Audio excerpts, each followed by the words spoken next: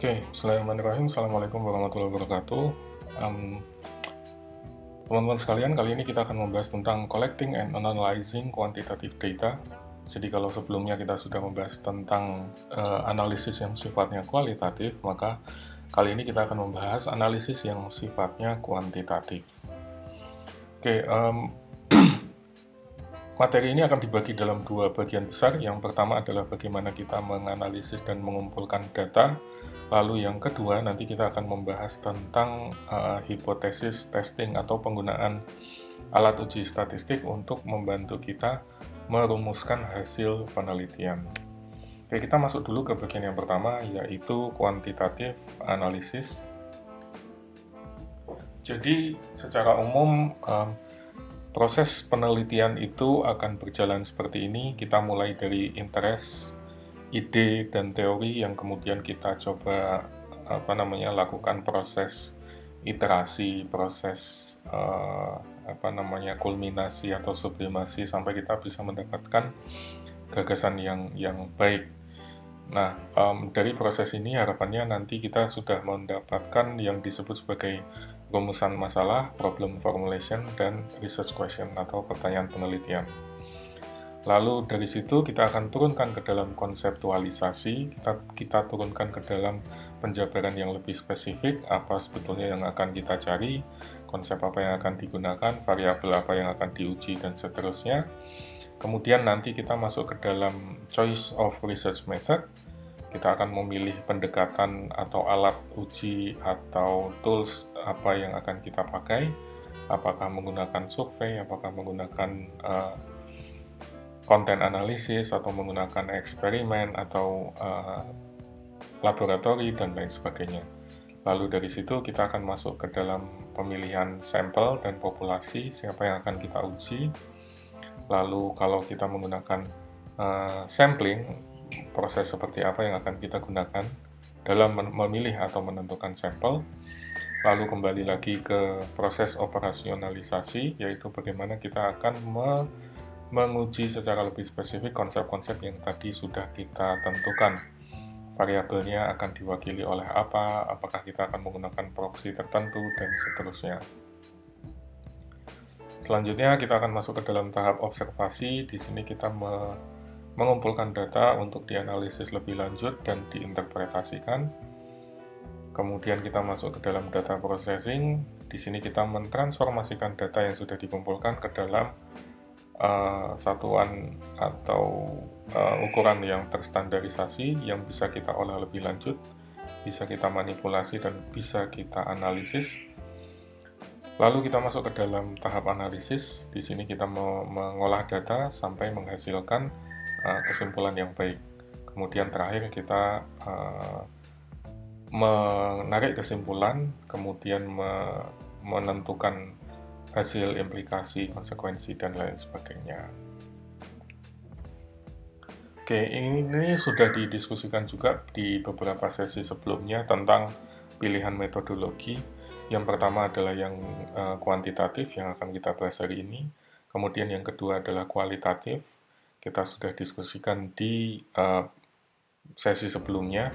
Ada misalnya etnografi, kemudian studi kasus, kemudian grounded theory, dan lain sebagainya. Lalu yang ketiga adalah mixed method atau metode campuran. Nah, secara umum metode kuantitatif ini bisa dibagi ke dalam 4 bagian besar, yaitu kita bisa melakukan observasi, atau kita bisa melakukan survei, atau kita bisa melakukan eksperimen, dan yang terakhir adalah quasi eksperimen. Observasi ini sifatnya deskriptif atau korelasional, ingin melihat hubungan antara satu variabel dengan variabel yang lain. Survei juga demikian, kita ingin melihat deskripsi suatu data atau fenomena, atau kita juga bisa manfaatkan untuk melihat ada atau tidaknya hubungan korelasi. Yang ketiga, eksperimen, kita ingin melihat hubungan tidak hanya korelasi, tapi hubungan sebab akibat. Apakah A mempengaruhi B, apakah B mempengaruhi C, dan lain sebagainya. Kemudian yang keempat, kuasi eksperimen itu seperti eksperimen tetapi penarikan kesimpulannya cenderung lebih lemah daripada eksperimen. Nanti kita akan bahas satu persatu. Oke, ini yang belum sempat kebahas di beberapa sesi kita sebelumnya tentang mixed method. Mixed method itu tidak sesederhana mencampur adukan antara kualitatif dan kuantitatif. Setidaknya ada beberapa model yang bisa kita terapkan. Yang pertama kita lakukan kualitatif dulu, kemudian kita lanjutkan dengan kuantitatif, kemudian kita tarik kesimpulan dari hasil yang sudah didapatkan. Atau yang kedua, kita lakukan kualitatif dulu, lalu dalam perjalanannya kita masukkan pendekatan-pendekatan kuantitatif, lalu di akhirnya kita tarik ke kesimpulan. Lalu yang ketiga adalah kebalikannya, kita mulai dari kuantitatif dulu, dalam perjalanannya kita tambahkan pendekatan-pendekatan kualitatif, baru kemudian kita tarik hasil dan kesimpulan. Sementara yang keempat, model yang keempat, kita lakukan secara bersamaan metode atau pendekatan kualitatif dan kuantitatif. Lalu kita tarik kesimpulannya setelah dua pendekatan itu sama-sama kita jalankan. Metode kuantitatif ini, rekan-rekan sekalian, kemarin kita sudah diskusikan bahwa filosofinya atau pendekatannya itu bersifat deduktif. Jadi kita berangkat dari teori, kemudian teori itu kita turunkan atau kita rumuskan dalam bentuk hipotesis. Kemudian dari hipotesis itu kemudian kita cari data, lalu dari data itu kita analisis untuk mengkonfirmasi apakah hipotesis kita bisa diterima atau ditolak, apakah hipotesis kita didukung atau tidak didukung. Sementara yang kedua, kualitatif itu pendekatannya kebalikannya. Secara filosofis dia lebih induktif. Kita berangkat dari sebuah fenomena, kemudian kita lakukan observasi, kemudian kita cari pola atau kecenderungan atau tren. Kemudian dari situ kita tarik kesimpulan, disebutnya proposisi atau hipotesis yang tentatif. Kemudian dari situ kita coba rumuskan dalam bentuk teori, kita generalisasikan dalam bentuk teori. Nah, kuantitatif dan kualitatif itu dua hal yang berbeda. Secara umum, sejak abad 20 itu kecenderungannya lebih banyak kepada kuantitatif. Kemudian juga di Amerika itu lebih populer pendekatan kuantitatif, sementara di Eropa itu lebih condong kualitatif, walaupun tidak selalu clear cut ya, tidak selalu hitam dan putih. Kemudian masing-masing pendekatan ada kekurangannya, misalnya kuantitatif itu tidak bisa memberikan hasil yang signifikan yang bisa langsung ditarik kepada praktik di dunia bisnis maupun manajemen. Karena hipotesis yang kita uji kan biasanya sangat spesifik ya, sangat kecil, sangat detail, sehingga ketika kita coba tarik dalam konteks yang lebih besar, apa implikasinya untuk dunia bisnis, untuk dunia manajemen dan organisasi, itu biasanya agak sulit.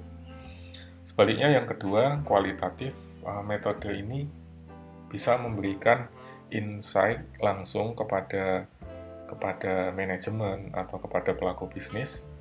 Tetapi conclusion-nya, kesimpulannya itu biasanya terbatas karena kita tidak bisa melakukan generalisasi kepada seluruh populasi. Jadi mungkin hanya relevan untuk konteks yang sama atau objek yang kurang lebih sama, atau perusahaan yang mungkin bergerak di dalam satu industri atau sektor yang sama. Kalau digunakan di sektor atau industri yang berbeda, mungkin kesimpulannya bisa berbeda.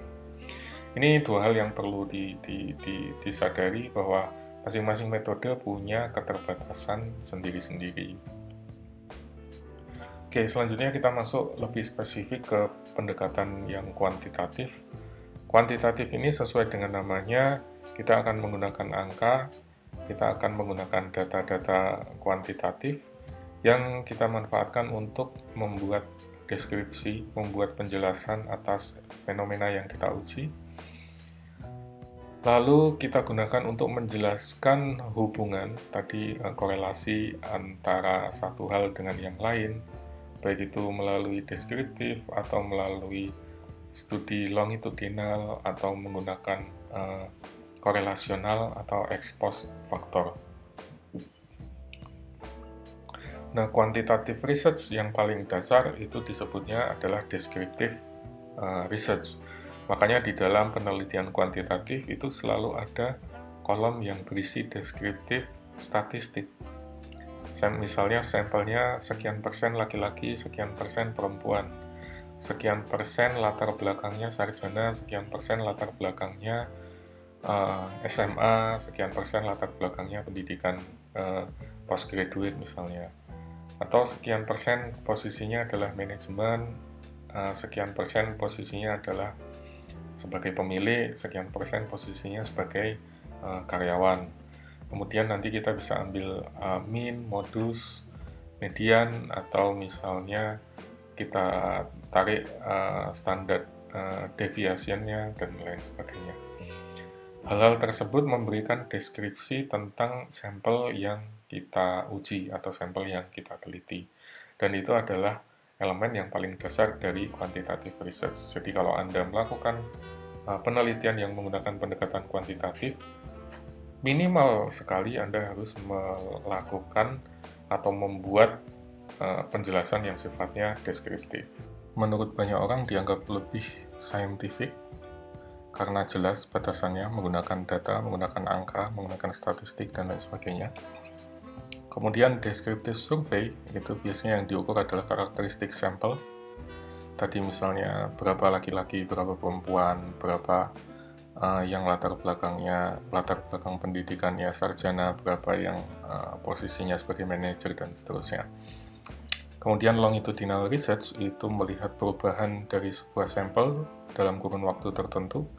Misalnya perubahan kepemilikan perusahaan dari tahun 2010 sampai tahun 2020 misalnya. Kemudian correlational studies itu berusaha untuk mengeksplorasi kemungkinan adanya hubungan antara satu sebab, adanya korelasi atau pengaruh antara satu hal dengan yang lain. Kemudian ada juga casual comparative research atau ex post facto, ini melihat relationship antara suatu hal tapi terjadi di masa lalu dengan respon-respon yang terjadi sesudahnya. Pendekatan kuantitatif umumnya bersifat iteratif, mengevaluasi bukti-bukti yang ada, kemudian melihat dari teori, kemudian hipotesis, kemudian disesuaikan, dan lain sebagainya.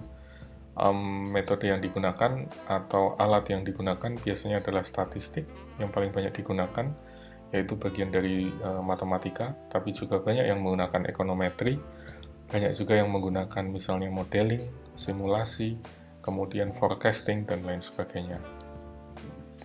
Selanjutnya, yang perlu diperhatikan adalah bahwa correlation dan causation itu dua hal yang berbeda. Korelasi itu hanya dua hal yang saling berhubungan. Sementara kalau causation itu dua hal bisa saling mempengaruhi, entah A mempengaruhi B atau B mempengaruhi A. Selanjutnya, quantitative research itu yang perlu diperhatikan adalah menghindari spurious relationship atau hubungan atau korelasi yang mengada-ada. Karena kita bisa saja mengaitkan satu hal dengan yang lain, kemudian dimasukkan ke dalam alat uji statistik dan hasilnya signifikan. Tapi secara teori, secara konseptual, hal tersebut tidak masuk akal gitu. Misalnya, apakah hubungan antara misalnya matahari yang terbit dengan ayam yang berkokok, atau dengan kita yang bangun pagi, dan lain sebagainya. Apapun bisa dimasukkan dan bisa dihitung secara statistik, tapi apakah relationship tersebut betul-betul berfaedah begitu atau hanya mengada-ada. Selanjutnya kita bisa melakukan asosiasi atau penggolongan dengan mengkombinasikan beberapa variabel yang ada. Lalu kita juga bisa mengukur segala sesuatunya, biasanya melakukan melalui observasi yang diekspresikan dalam bentuk angka atau numerik untuk menunjukkan adanya relationship atau association.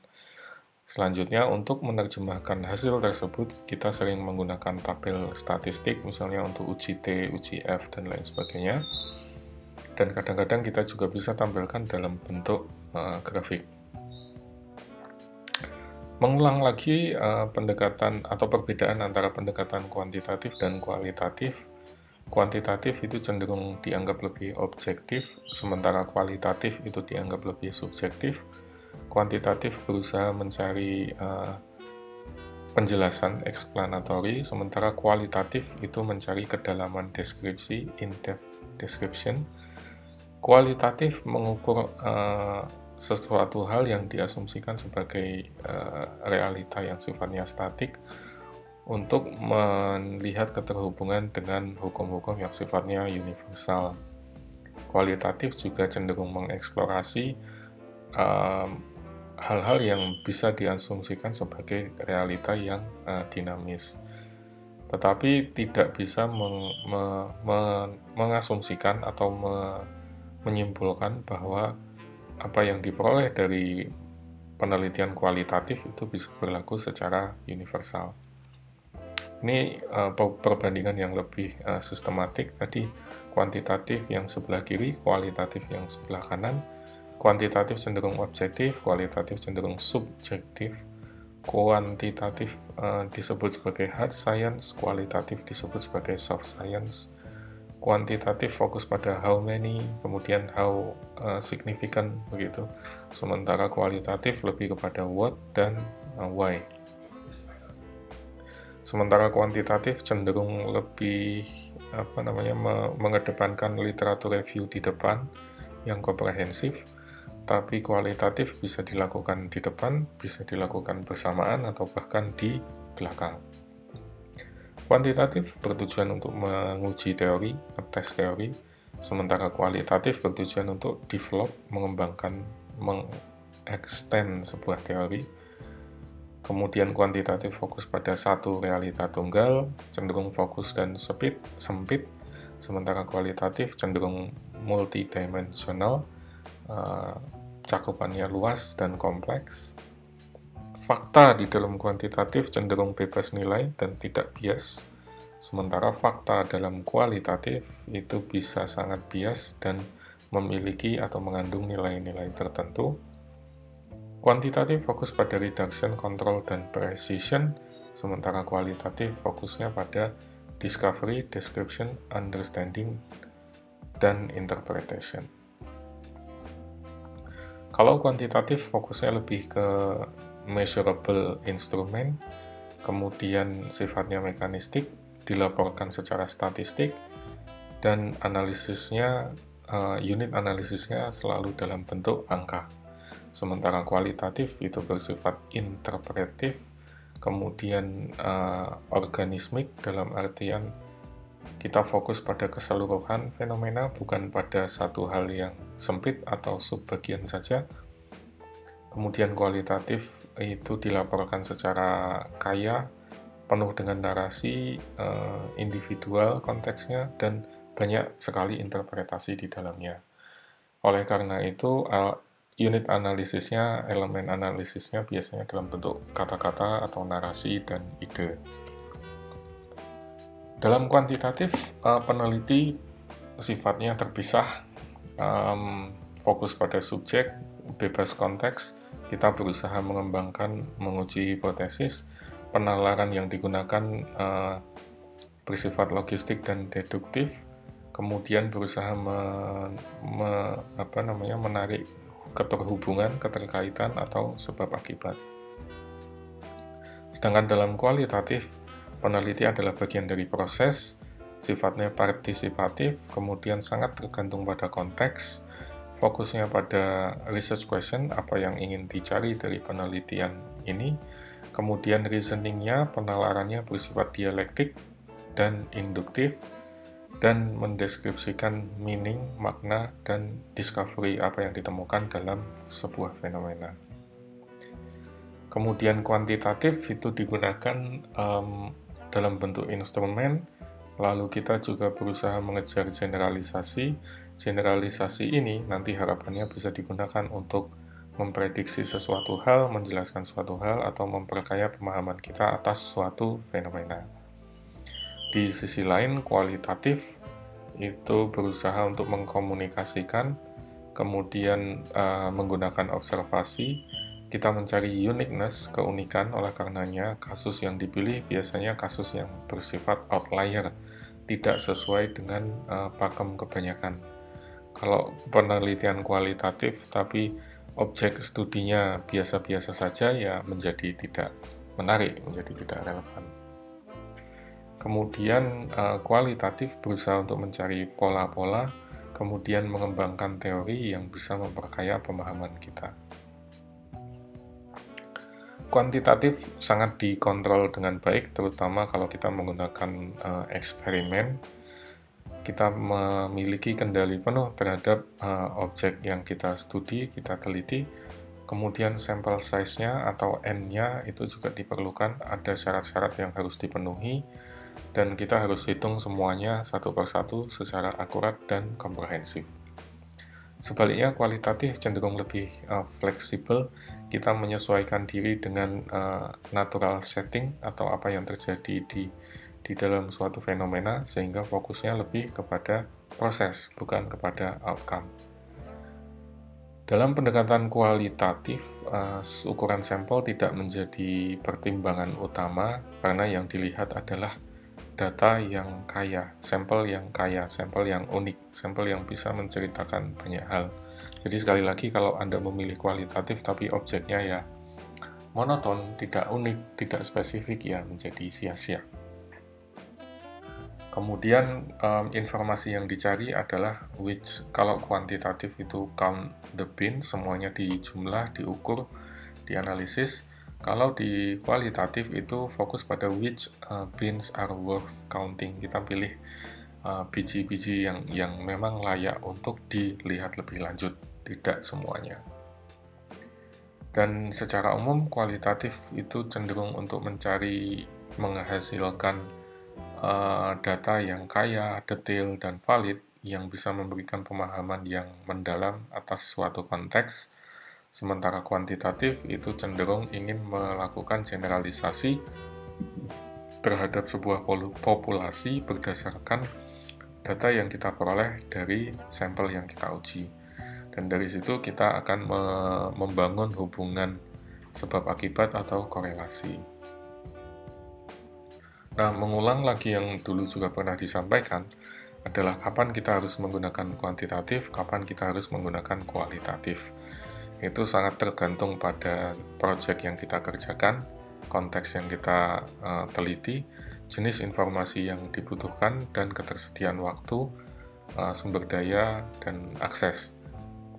Di tesis MM sangat jarang menggunakan pendekatan kuantitatif, lebih banyak umumnya mahasiswa lebih banyak menggunakan kualitatif, dan belum pernah menjumpai saya yang pendekatannya mixed method. Sebaliknya untuk mahasiswa MSI kebanyakan kuantitatif, belum pernah saya, atau sangat jarang mungkin ya, yang menggunakan pendekatan kualitatif.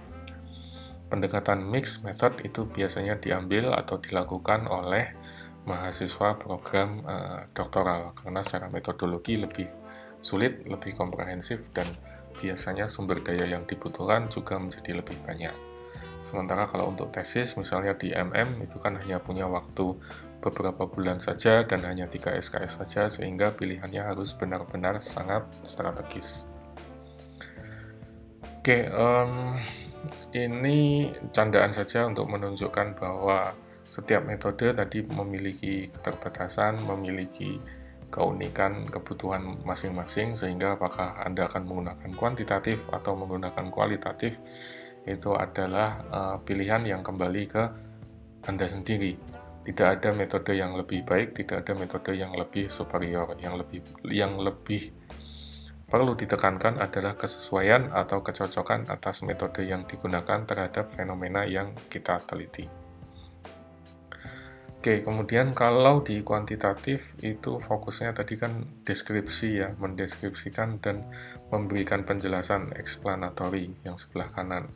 Sementara yang kualitatif itu yang sebelah kiri, biasanya lebih fokus pada exploratory. Nah, untuk penelitian kuantitatif yang sifatnya deskriptif, itu bertujuan untuk mendeskripsikan karakteristik unit yang kita teliti, sementara riset yang explanatory itu bertujuan untuk menguji hipotesis.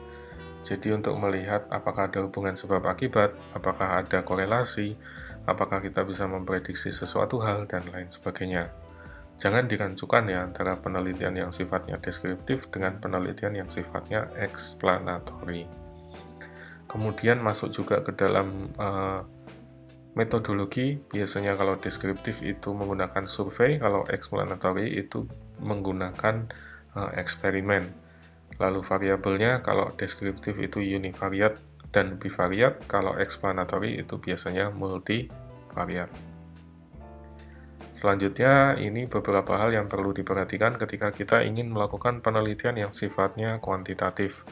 Yang pertama adalah model, kemudian yang kedua adalah konsep, yang ketiga adalah teori, yang keempat adalah hipotesis, yang kelima adalah metodologi, dan yang terakhir adalah metode. Model ini adalah poin pertama yang harus kita lihat. Framework seperti apa yang akan kita gunakan untuk meneliti sebuah fenomena.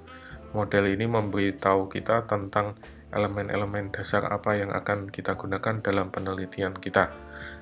Model ini juga bisa menceritakan atau menjawab pertanyaan-pertanyaan yang sifatnya ontologi dan epistemologi. Selanjutnya dari model atau framework nanti kita turunkan dalam bentuk konsep yang lebih spesifik, lalu dikaitkan dengan teori. Teori itu adalah seperangkat konsep yang bisa menjelaskan sebuah fenomena. Lalu dari teori yang ada kita mengajukan hipotesis. Hipotesis inilah yang kemudian nanti akan kita uji dan kita sesuaikan metodologinya dengan apa yang akan kita cari. Di sini kita perlu menjelaskan analisisnya seperti apa, pendekatannya seperti apa, samplingnya seperti apa, dan lain sebagainya.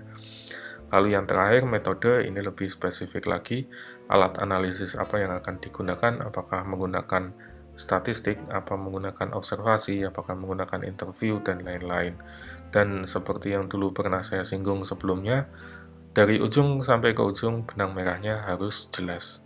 Jadi di depan Anda harus pastikan bahwa modelnya useful, konsepnya useful, teorinya useful, hipotesisnya valid, tidak mengada-ada, metodologinya useful, dan metodenya harus fit dengan model, fit dengan teori, fit dengan hipotesis, dan fit dengan pendekatan metodologi yang akan digunakan. Ya, selanjutnya, penelitian kuantitatif itu akan mengajukan klaim berdasarkan data dan statistik atau pengolahan yang sudah dilakukan sebelumnya. Nah, klaim tersebut bisa dikategorikan dalam 3 bentuk. Yang pertama adalah deskriptif, yang kedua adalah korelasi, yang ketiga adalah inferensial. Deskriptif itu menjawab pertanyaan atau memberikan klaim atas karakteristik seperti apa yang ada di dalam sebuah populasi. Kemudian korelasional itu menjawab klaim atas hubungan antara dua karakteristik yang berbeda.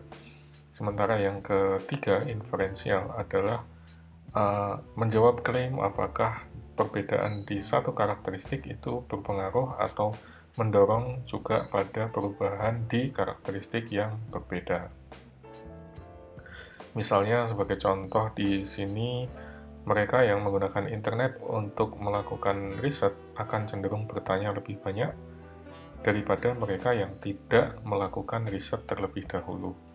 Atau misalnya karyawan di perusahaan ABC bekerja lebih cepat menggunakan Microsoft Word daripada ketika mereka menggunakan Google Docs misalnya.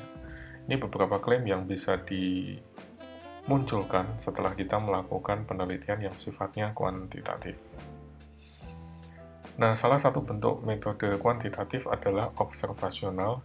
Observational studies ini melihat atau mengidentifikasi populasi, kemudian ukuran-ukurannya didefinisikan atau ditentukan.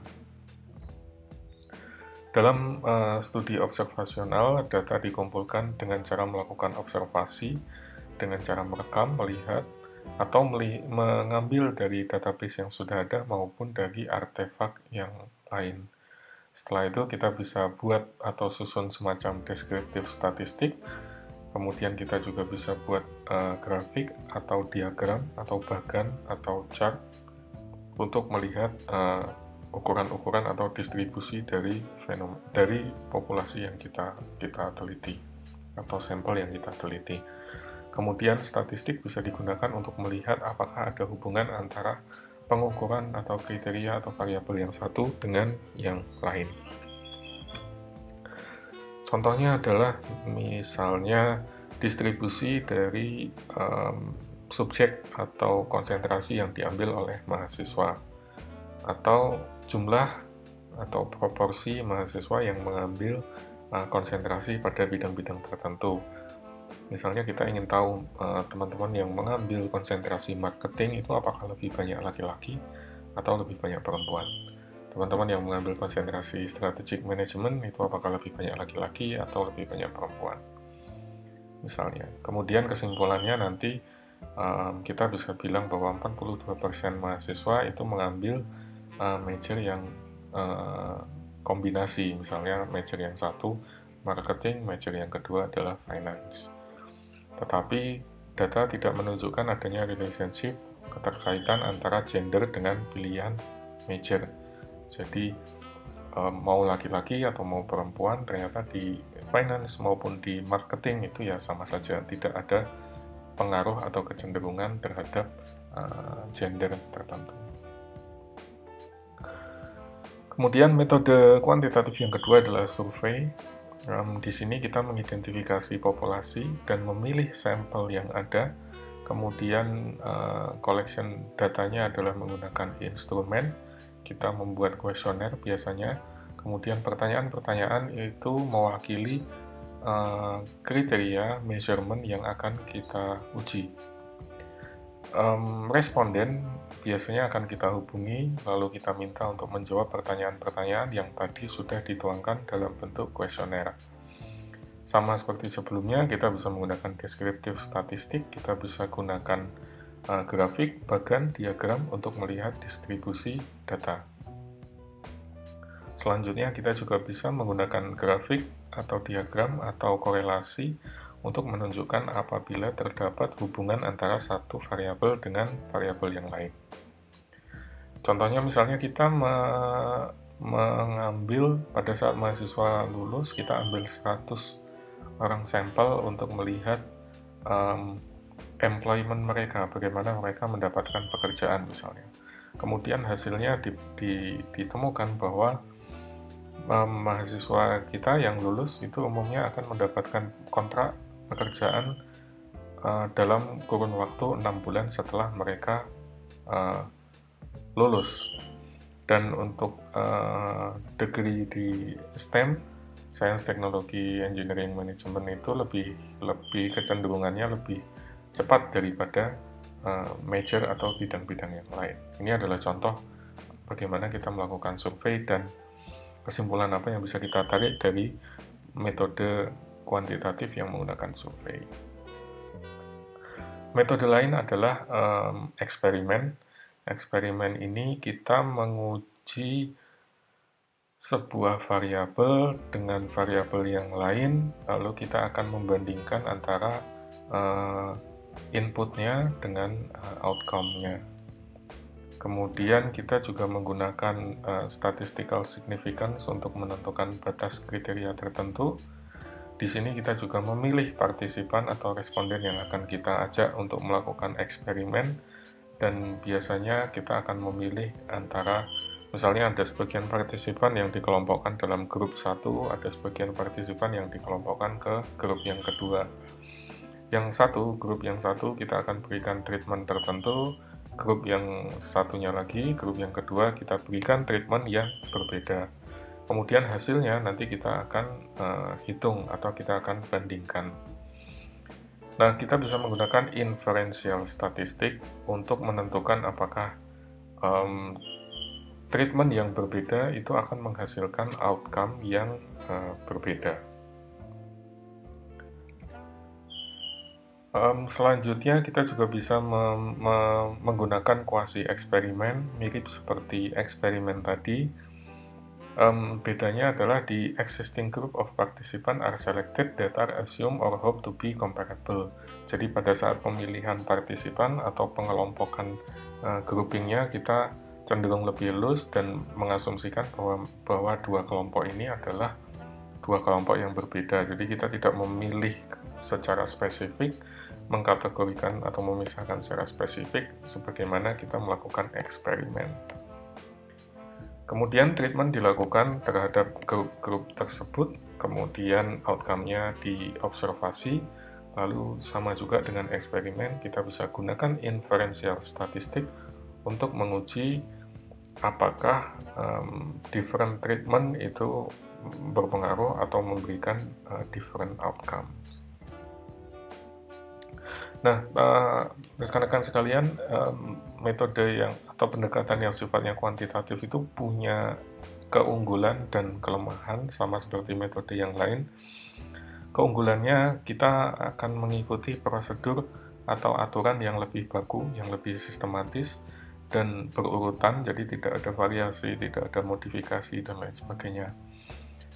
Dan pendekatan kuantitatif itu cenderung pendekatan yang sudah tradisional, sudah konvensional, sudah baku, sehingga sering dianggap sebagai proof. Jadi asal Anda ikuti modelnya, metodenya, maka biasanya sudah dianggap cukup objektif, cukup baik. Tapi di sisi lain dia juga punya kelemahan, disadvantages, karena kita menggunakan kuesioner yang pertanyaannya bersifat tertutup, close end, maka mungkin ada faktor-faktor penting yang kita abaikan di luar dari pertanyaan tersebut. Kemudian misalnya di metode kuantitatif itu juga tidak bisa menganalisis fenomena yang sulit untuk diterjemahkan atau ditranslasikan dalam bentuk variabel. Oke, sebagai contoh, ketika kita membandingkan income level pendapatan seseorang, misalnya ada yang penghasilannya 1 juta sebulan, ada yang penghasilannya 2 juta sebulan, dan seterusnya. Tapi di antara mereka yang sama-sama penghasilannya 1 juta sebulan misalnya, atau 10 juta sebulan misalnya, itu cara mereka mendapatkannya, cara mereka mengalokasikannya, cara mereka mengkonsumsinya atau menghabiskannya itu berbeda antara satu dengan yang lain. Demikian juga ada metode kuantitatif yang biasanya akan sulit untuk menerjemahkan fenomena ke dalam sebuah variabel. Ini berkaitan dengan selera, berkaitan dengan rasa, kemudian pilihan. Bagaimana kita membedakan antara es krim yang memiliki rasa coklat dengan es krim yang rasa stroberi misalnya. Masing-masing punya selera dan preferensi yang berbeda-beda. Itu beberapa kelemahan dan keunggulan dari metode kuantitatif. Nah, sama seperti kualitatif, di dalam metode kuantitatif, kita juga dituntut untuk memiliki research skill tertentu. Kita dituntut untuk bisa mengidentifikasi variabel, menganalisis variabel, dan melakukan desain instrumen yang berbeda, mengembangkan kuesioner atau mencari data sekunder, atau melakukan eksperimen, field study, dan lain sebagainya. Kita harus tahu instrumennya seperti apa, bagaimana kita akan mencari, mendapatkan datanya, dan seterusnya. Lalu kita juga perlu melakukan testing, pilot testing misalnya, atau validasi untuk sebelum melakukan penelitian atau pengumpulan data lebih lanjut untuk memastikan bahwa apa yang kita lakukan itu sudah benar, sudah valid. Dan kadang-kadang data yang kita peroleh ketika kita melakukan piloting atau data yang diperoleh ketika kita lakukan studinya, pengujiannya di laboratori dengan di dunia nyata itu bisa sangat berbeda. Ini adalah beberapa perbandingan teknik statistik yang ditanyakan kepada mahasiswa. Misalnya ada beberapa tools atau cara yang sederhana, mulai dari membuat chart, menganalisis mean, median, modus, menentukan sampling, frekuensi, membuat histogram atau scattergram, melakukan analisis korelasi, menguji hipotesis, menentukan standar deviasi, mengukur chi-square, Pearson's R, kemudian uji Cramer, uji Z, koefisien Spearman, atau bahkan analisis regresi.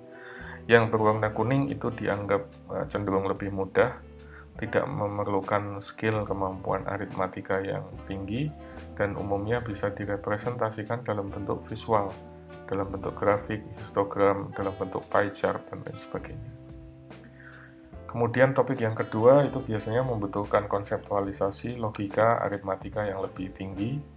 Anda harus familiar dengan menggunakan angka, bisa melakukan korelasi, hipotesis testing, dan standar deviasi yang lebih baik. Jadi bisa menginterpretasikan kalau standar deviasinya sekian itu apa maknanya. Kemudian yang berwarna biru adalah topik yang lebih konvensional lagi, membutuhkan kemampuan statistik dan pemahaman terhadap reasoning statistik. Anda pasti sudah dapat mata kuliah ini. Tapi yang dituntut adalah kenapa kita menggunakan chi-square, kenapa kita menggunakan t-test, kenapa kita menggunakan z-test, kenapa kita menggunakan regresi, kenapa kita menggunakan ANOVA, dan lain sebagainya. Ketika angka chi-square-nya sekian atau r-square-nya sekian, itu apa maknanya, dan lain sebagainya. Nah, hal-hal semacam itu harus bisa dijelaskan dengan baik ketika kita memilih untuk menggunakan pendekatan kuantitatif.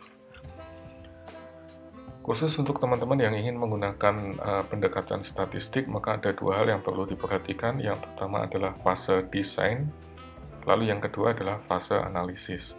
Fase desain ini penting ketika kita ingin menentukan atau sebelum kita akan terjun mengumpulkan data. Karena kita harus menentukan berapa sampel yang optimal yang dibutuhkan, karena biasanya setiap metode, setiap alat statistik itu membutuhkan kecukupan sampel yang berbeda-beda. Kalau misalnya disyaratkan 100 sampel dan Anda cuma bisa mengumpulkan 90 atau 80, maka pengujiannya menjadi tidak valid. Lalu yang kedua, Anda harus bisa mengembangkan desain studi yang bagus, yang robust.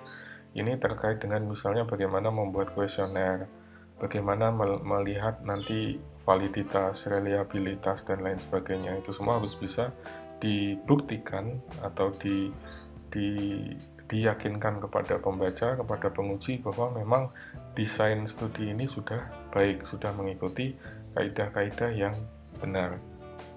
Lalu yang kedua, kesulitan yang kedua adalah pada masa analisis. Setelah Anda dapat datanya, Anda hitung, Anda terjemahkan, Anda uji hipotesis misalnya. Lalu yang paling sulit adalah making inferences atau mencoba mengambil kesimpulannya, karena pengujian kuantitatif atau pengujian statistik itu biasanya sangat spesifik, variabelnya sangat detail. Tapi tantangannya adalah bagaimana menarik ini kembali keluar ke dalam konteks yang lebih besar. Jadi, so what gitu? Apa manfaatnya bagi pembaca? Apa manfaatnya bagi manajer atau bagi pemilik bisnis? Terus, misalnya seorang direktur setelah membaca tes Anda ini harus ngapain? Apa yang harus dia lakukan dan seterusnya. Nah, ini juga perlu diperhatikan. Jadi tidak hanya pada desainnya, tapi juga analisisnya. Semuanya harus kuat. Nah, masalah yang dijumpai umumnya dari teman-teman yang memilih pendekatan ini adalah satu, sampelnya terlalu kecil, jadi tidak bisa mendapatkan jumlah sampel yang ideal. Karena bisa terjadi kita mengirim 100 kuesioner, tapi yang dibalas hanya 50 misalnya. Dari 50 yang diisi dengan lengkap dengan baik mungkin hanya 30, jadi hanya 30 yang bisa kita analisis. Sampelnya jauh dari apa yang disyaratkan. Kemudian desainnya tidak akurat. Dalam proses mendesain studi ini kita gagal untuk membuat measurement atau kriteria-kriteria atau variabel-variabel yang tepat yang bisa mengukur atau bisa menjawab apa yang akan kita uji, apa yang akan kita teliti. Lalu yang ketiga adalah control for confounders, jadi masalah yang dijumpai pada saat desain maupun pada saat analisis. Lalu yang keempat adalah ketidakmampuan untuk melakukan pengolahan statistik.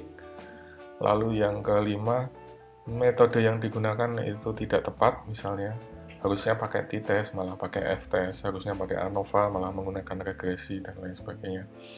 Atau yang terakhir, ini banyak sekali dilakukan, jadi asal dimasukkan dalam software pakai SPSS atau Stata atau MATLAB atau R atau yang lainnya, angkanya sudah keluar, tapi ketika diinterpretasikan itu mahasiswa gagal menjelaskan kenapa angkanya sekian, kenapa signifikansinya sekian, kenapa menggunakan threshold sekian. Kalau angkanya tinggi, apa maksudnya? Kalau angkanya rendah, apa maksudnya? Kalau A lebih kecil dari B, itu implikasinya apa, dan seterusnya. Oleh karena itu, ada beberapa mahasiswa yang melakukan semacam outsourcing untuk metode statistik ini. Tapi satu hal yang pasti harus dinyatakan dengan jelas bahwa perhitungan statistik ini meminta bantuan orang lain, kemudian hal ini harus disampaikan juga, harus mendapatkan persetujuan dari dosen pembimbing. Dan yang lebih penting lagi adalah bahwa walaupun pekerjaan statistik ini di outsource ke orang lain, tapi Anda harus paham betul kenapa angkanya sekian, kenapa hasilnya begini, apa interpretasinya, kalau ini kecil apa maknanya, kalau ini besar apa maknanya, dan seterusnya. Oke. Tambahan lagi teman-teman sekalian, kesalahan-kesalahan itu muncul ketika tadi yang saya sampaikan bahwa mahasiswa tidak memahami kenapa mereka menggunakan metode yang ini, tidak menggunakan metode yang itu, kenapa menggunakan tools ini, kenapa tidak menggunakan yang lain misalnya, kenapa menggunakan SEM, kenapa menggunakan PLS, kenapa menggunakan ANOVA, dan lain sebagainya. Kadang-kadang di dalam sidang itu lebih banyak pertanyaan-pertanyaan yang sifatnya fundamental semacam itu. Kenapa Anda pakai ANOVA? Kenapa Anda tidak pakai regresi, linear regression saja? Tapi sering dijumpai mahasiswa tidak bisa menjawab pertanyaan tersebut. Karena tadi biasanya kalau desain penelitiannya tidak jelas, kemudian hanya asal mengikuti paper yang sudah ada atau tesis yang sudah dibuat sebelumnya, maka mereka biasanya akan kehilangan pegangan di sini. Sehingga ketika ditanyai prinsip-prinsip dasar atau konsep-konsep yang fundamental, mereka gagal untuk memberikan penjelasan yang memadai. Oke, mungkin itu dulu untuk bagian yang pertama tentang analisis yang sifatnya kuantitatif. Tadi kita sudah mendiskusikan tentang perbedaan kuantitatif dan kualitatif, kemudian masuk lebih detail kepada penjelasan tentang analisis kuantitatif, apa itu observasi, apa itu eksperimen, apa itu survei, dan lain sebagainya, termasuk kelebihan kekurangannya, dan masalah-masalah yang lazim dijumpai pada metode kuantitatif. Selanjutnya nanti kita akan masuk ke dalam statistik, inference, dan hipotesis testing.